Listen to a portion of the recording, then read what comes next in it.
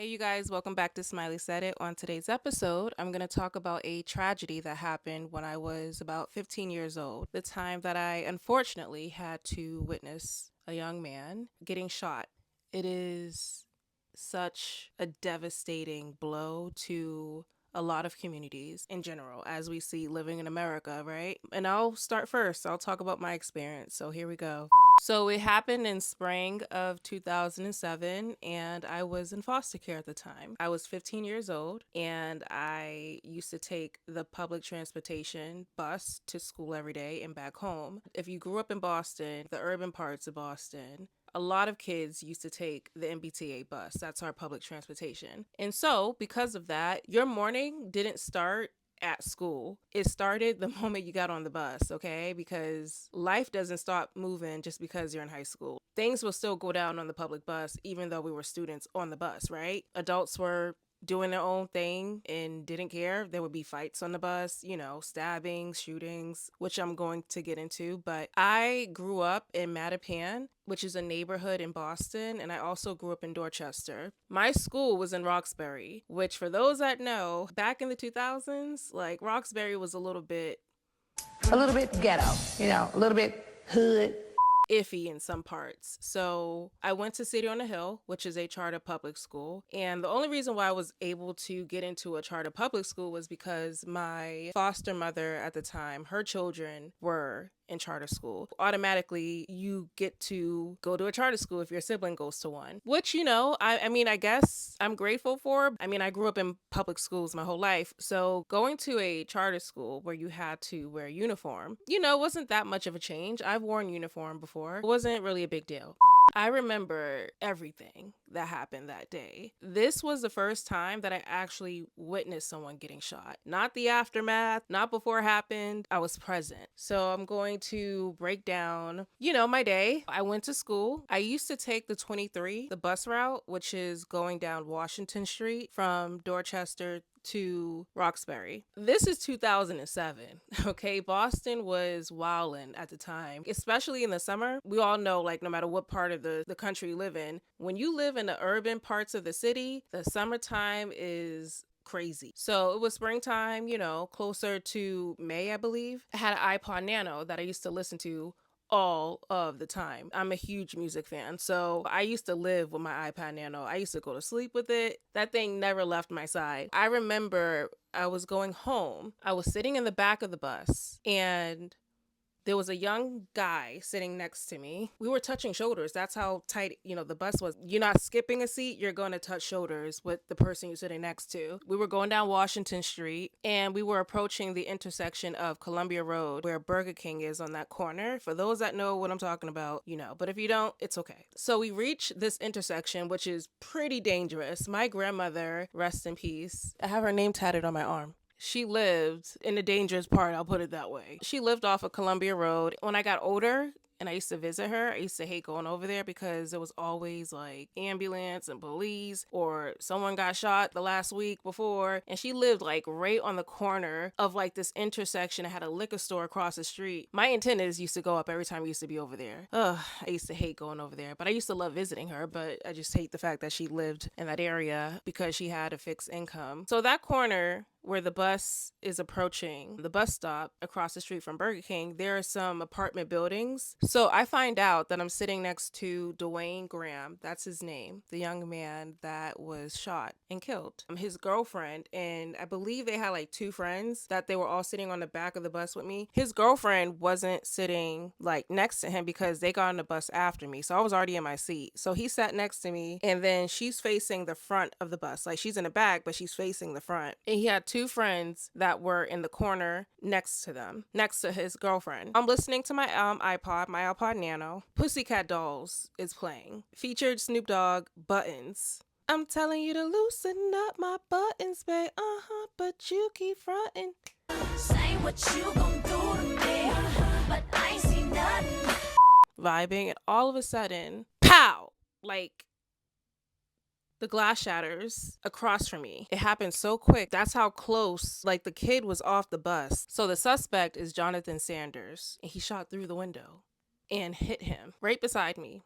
The kid that's sitting next to me, shoulder to shoulder, gets hit in the head. The bus was moving when this happened, by the way. I don't know how the target missed me, but I'm glad that it did, but I'm not glad that it happened. This young kid lost his life. So chaos ensues, of course. His girlfriend is screaming. Everyone's screaming on the bus. People didn't know that the kid shot through the window. People thought he was on the bus. I'm like, no, no, no, he's off the bus. And I seen a young man with a black hoodie run towards like the back of the apartments that I mentioned earlier. And so we're telling the bus driver like, go, go, go, go, go. We don't know where he's at. We don't know where he's at. Go, go, go, go, go. And I'm like, he ran, he ran. The bus driver's taking his sweet ass time, just like no sense of urgency. Like no one's ever prepared for that type of shit. But Dwayne drops to the floor and he's bleeding a lot. I unfortunately had some of his blood splatter on my shoulder, which by the way, I wore a dark navy polo and it had City on a Hill. So you couldn't tell necessarily that it was blood, but I knew it was obviously, unless you like look.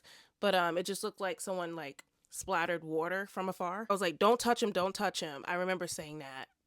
I don't know why. Like, give him some oxygen to breathe. Like, there's nothing you can do. Like, you don't want to cause any further damage to what you don't know or how he's injured, how badly he's injured. His girlfriend runs off the bus, pounding on like cars, like just going crazy, like screaming, hollering. And that made me so emotional. It's one thing to like experience something like that, and it's another to witness someone's loved one get done like that and you're witnessing them reacting to it in real time. That's something that I had to think about after the fact. Not only did I witness this tragedy and so many other innocent civilians on the bus, I witnessed someone lose their loved one like in real time. That shit is devastating. Jonathan, the shooter, was 19. I don't know how old Dwayne was. I believe he was probably a year younger. And the reason why I know this information was because I had the article for a while. I had to like print it out and I just remembered it. At the time, my foster mother was a public bus driver. She drove the MBTA bus as well. So I called her immediately when it happened to let her know. And she said, don't talk to the police. Don't talk to any news that show up there. Walk home right now. So I did. I left the scene.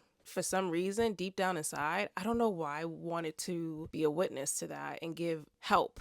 You know, I felt like I was walking away from someone that lost their life or potentially lost their life, and I was told to like ignore it, walk away, mind your business, basically. It's not your problem to deal with. Now at 34 years old, I would have stayed. If that happened today, I would stay. I don't believe in snitch culture, whatever the fuck that is. I'm not a gangster, so that doesn't apply to me. I don't know what he's done. Maybe they had a rivalry. I don't know. But at the end of the day, nobody deserves that. So he was on life support and his grandmother, I believe, took him off of it because he was brain dead and he wouldn't be able to live on his own without it. So without assistance. So obviously, for most cases, people are, going to pull the plug. Because what type of life is that when you're not awake, really? Like, when I was walking home, I was like, people are looking at me. And I don't know if it was because they could tell that I had blood on my shoulder and other stuff. I don't want to say if you get my drift. I mean, he was shot in the head, so you can only imagine what else came out of that. I talked to a therapist. I had a therapist at the time while I was in foster care for 4 years. And I told her about it, and she was just like, oh, that's terrible. Yeah, it is. But what else? Like, I don't know. I didn't know what to do with that. I'm already experiencing trauma by being in foster care. But not only that, I'm in foster care with a foster parent that I fucking can't stand and who was abusive, just mean.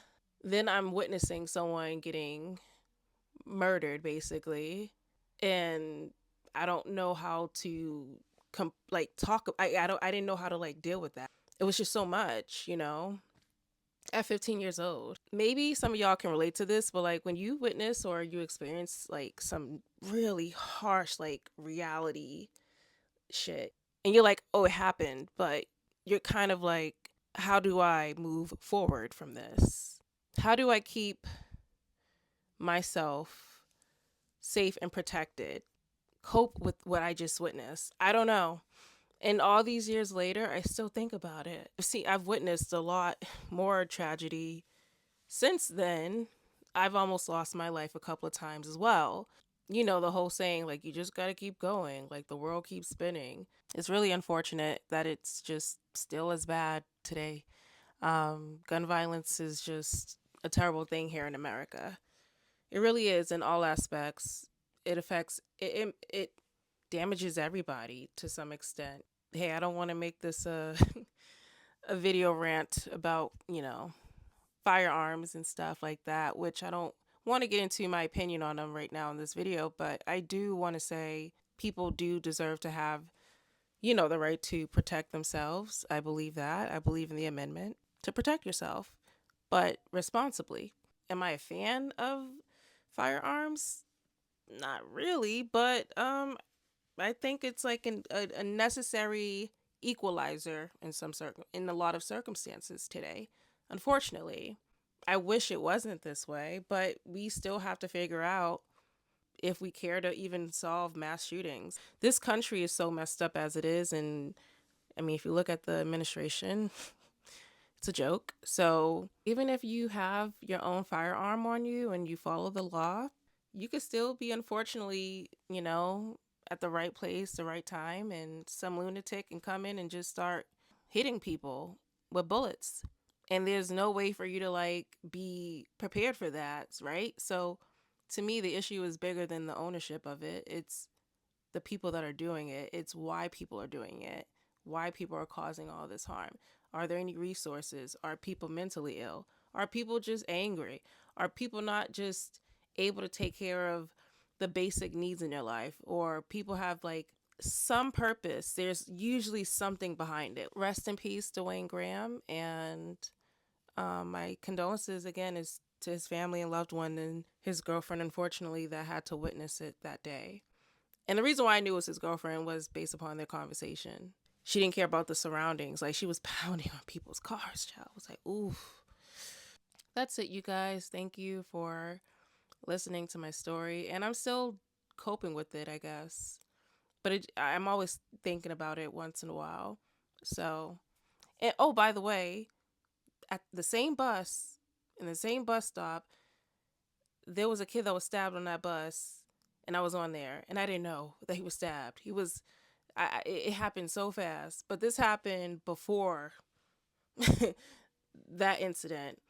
And after that incident with the shooting, I didn't take that bus route anymore. I took the 22 and walked a little bit further. But nevertheless, the 22 was a little bit more safer depending, based on the route. But 22 still had some issues, but it was better than the 23. I haven't taken a 23 bus route since that incident to this day. I don't think I ever will. I don't have a reason to be honest. I don't go in the city like that. So it's actually crazy when you think about traumatic experiences and you remember like your sense, like your smell, your taste of what was going on that day. So for me, anytime I hear the song Buttons by Pussycat Dolls, I'm just going to think of that incident because that was the song I was listening to when it happened. Like when people get into car accidents and they're listening to music, they'll never forget that song that was playing when they got injured. It's the same thing. Our brains are wired so fucking weird. You associate things from that traumatic experience. Some people like I remember the smell of blood, like the metallic smell of blood when a traumatic experience like that happens. You never get that smell out of your nose, I mean, I've smelled blood plenty of times before. Yeah, I know what blood smells like, but when it's like someone else's in that manner, it's like you just don't forget it. I want to utilize this channel to talk about my actual real life and not just do recaps on movies or talking about pop culture. But yeah, thank you for watching and I'll see you guys in the next video. And don't forget to like, share, and subscribe. And if you want to comment, please do. And I would love to hear you guys' perspective on today's climate when it comes to gun violence and what we can do. Like if you have any solutions that you have in mind, feel free to share them. Go ahead. But again, keep the comments respectful. Have your opinion, but just be respectful. Okay, I know this is a topic that a lot of people get passionate about, especially guns and stuff. But yeah, I'll see you guys in the next video. Thank you for watching. Peace, love, and happiness.